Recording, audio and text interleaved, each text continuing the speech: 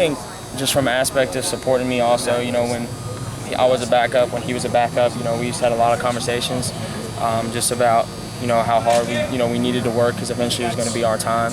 Eventually it was going to be our time to get opportunities and step into a game and have to, you know, make plays. And, you know, we both kind of came at the same time. I had a couple opportunities last year that I made the most of, and he did too. And then this year it's kind of been our time, you know, up to this point. You know, we've both started a lot of games, and it's just been one of those things where we've had to make the most of everything we've gotten, all the opportunities that we've had, and that's been important to us since we've got here. Is it safe to say that your confidence from early September through when we had you at the podium a couple weeks ago kind of grew every week significantly? You know, I've always had confidence in myself, but, you know, I think the confidence and opportunities coming, definitely. You know, no one on any given play I could get the ball. And, you know, Mitch's confidence, you know, in me has definitely grown. I think just knowing that we're on the same page, you know, we don't have to look at each other. You know, it's one of those things where we just, you know, we just feel it. You know, I think you can ask any of us, to be honest with you, and, you know, you can kind of get a feeling when you know he might come your way.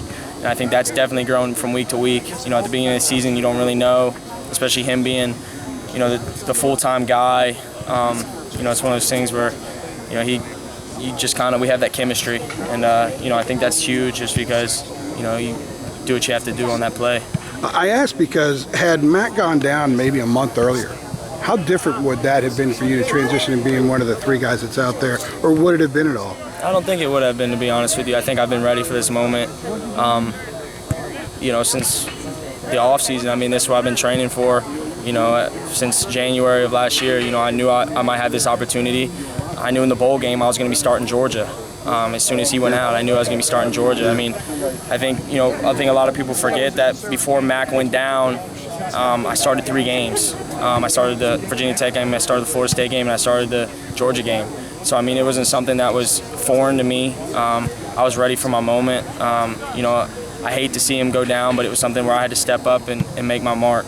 Coach Brewer, before Mac went down, used to talk about the 3 seniors and that any one of them could have a big game each week, and it caused problems for defense. They kind of had to pick and choose at times. Now that you're inserted in there, are you finding they're picking and choosing still the same way, and maybe you're not as respected because the other two are older, they have a little bit more tread under their tires, if you will? Yeah, I mean, I think that, you know, as the week goes on, though, I think that, you know, more and more I see each and every week that people are paying attention to me. You know, I think people have to keep me, you know where I'm at, and I think that's what my goal is, you know, to obviously have the best matchup that I have each and every week, and to keep improving. So, you know, people say we got to know where 7 is on the field. You know, and that's how we all 3 are. You know, we want that respect, but we know we have to earn it, and I think that's the best part about us as a big 3 group. Mitch was asked on Monday about what Georgia Tech does in the secondary. He said that you guys think that there'd be some opportunities there for you there. Without maybe divulging everything, what are some of those opportunities, and what is it they also do that can create a challenge for you? You know, I think that they're a group that is physical, that, you know, they run a lot of different coverages. I think there's going to be definitely opportunities where we're going to be able to, you know, complete passes in the zone or complete passes in man, you know, just be able to run our routes, be able to do what we do as receivers. But I think that's each and every week. You know, I think that doesn't just depend on the week and the defense and the defensive backs. I think we can do that each and every week, and I think we proved that.